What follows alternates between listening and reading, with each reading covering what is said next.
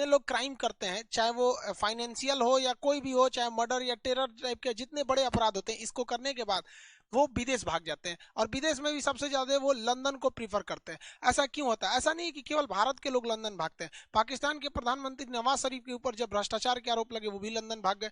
वहां के पूर्व राष्ट्रपति और जनरल परवेज मुशर्रफ, वो भी लंदन भाग गए। पूरी दुनिया से लोग अगर कहीं भागते हैं तो सीधे लंदन भाग जाते हैं। चाहे वो हमारे आईपीएल घोटाला को लेकर ललित मोदी हो, नीरव मोदी हो, या फिर विजय माल्या, ये लंदन भाग जाते हैं। इसके लिए लंदन कुछ इन लोग को बुलाता भी है। इंग्लैंड जो है इसके लिए खुद प्रेरित करता है। दुनिया के जितने फ्रॉडियर हैं, वो करोड़पति वगैरह, वो कहते हैं कि अगर आप इंग्लैंड में आकर 2 मिलियन पाउंड का अगर इन्वेस्टमेंट करते हैं, या बंगला खरीदते हैं, रेस्टोरेंट चलाते हैं, या फैक्ट्री खोलते हैं, कोई भी चीज करते हैं, तो हम आपको कुछ साल तक रहने की गारंटी दे देते हैं, चाहे आप कितना भी बड़ा अपराध किए हो। इसके लिए वो ऐसे लोगों को गोल्डन वीजा प्रोवाइड करता है, और ऐसे लोगों को उसकी जो कानून व्यवस्था है थोड़ी सी अपनी आंखें बंद कर लेती है। लेकिन ऐसा नहीं है कि कोई भी सरकार या इवन भारत सरकार हाथ पर हाथ रख के बैठी है। इसके लिए भारत सरकार ने भी इंग्लैंड से तथा अन्य देशों से भी प्रत्यार्पण संधि किया है, जिसके एक्स्ट्राडिशन ट्रीटी के नाम से जानते हैं।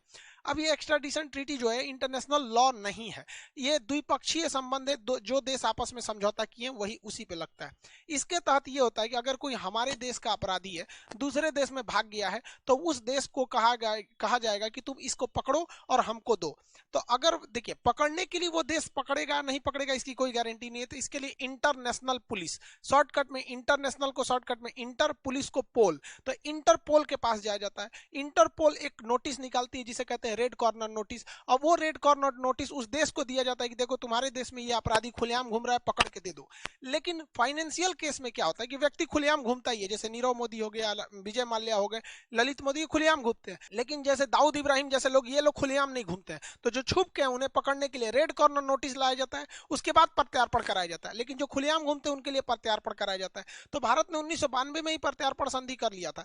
लेकिन इस संधि में कहा गया है कि किसी भी मिलिट्री लीडर को आप मतलब हम प्रत्यार्पण नहीं करेंगे। जैसे म्यांमार में क्या है, मिलिट्री ने सत्ता परिवर्तन कर दिया, बाद में आंग सान सूकी आएंगी और आंग सान सूकी नियम बना के मिलिट्री के रूलर को फांसी दे देंगी, तो भाग जाएगा इंग्लैंड, और इंग्लैंड कहेगा कि आप हमसे समझौता किए हैं चाहे नहीं किए, हम मिलिट्री के लीडर को नहीं देंगे। इसीलिए देखिएगा जितने भी मिलिट्री लीडर हैं जो इस तरह से भागते हैं, इंग्लैंड भाग जाते हैं। दूसरा कहा जाता है कि पॉलिटिकल लीडर्स को हम प्रत्यार्पण नहीं करेंगे।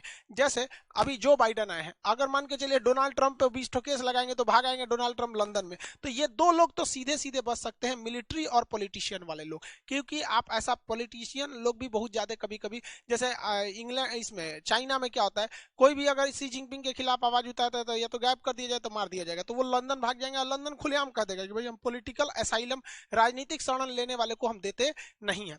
लेकिन अब दिया किसको जाता है, तो वैसा क्राइम करने वाला व्यक्ति जो दोनों देश में क्राइम माना जाता हो। जैसे भारत में कुछ ऐसे क्राइम है जिन्हें आप क्राइम मान सकते हैं, लेकिन बहुत वो ऐसे कानून जो है वो अमेरिका या इंग्लैंड में क्राइम नहीं माने जाते हैं।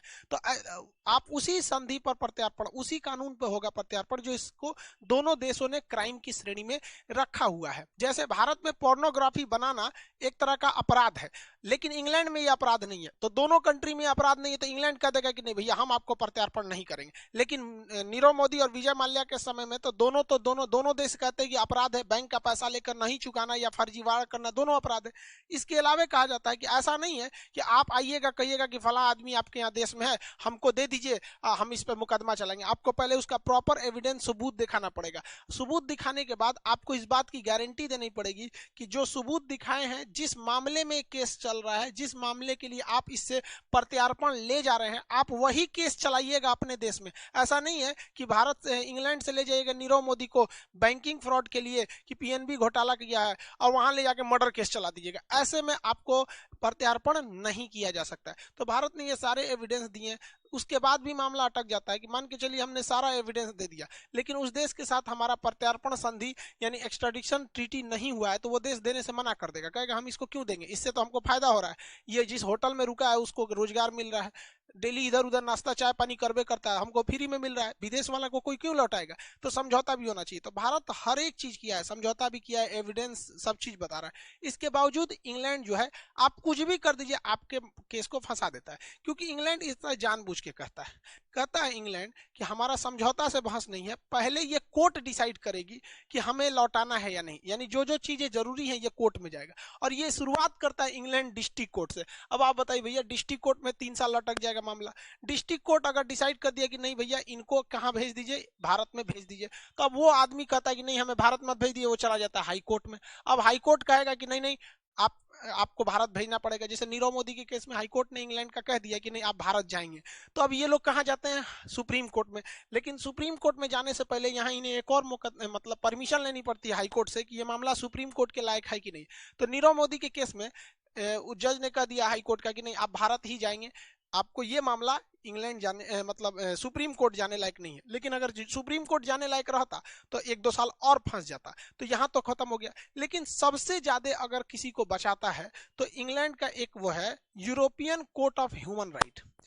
यूरोप के देशों ने ह्यूमन राइट को बहुत ज्यादा वैल्यू देते हैं और ये कहते हैं कि भाई जब तक ये कोर्ट नहीं कहेगा कि आपको किया जाए प्रत्यार्पण तब तक नहीं करेंगे। अब ये लोग छोटे से छोटे चीज को ध्यान देते हैं कि आप इनको जब ले जाएंगे तो वो जेल कैसा है, उस जेल की हॉस्पिटल व्यवस्था कैसी है, बिल्डिंग कैसा है, मतलब कहीं ना कहीं से मामला फंसा के कह देते हैं कि नहीं वो जेल ठीक नहीं है, हम आपको जाने नहीं देंगे।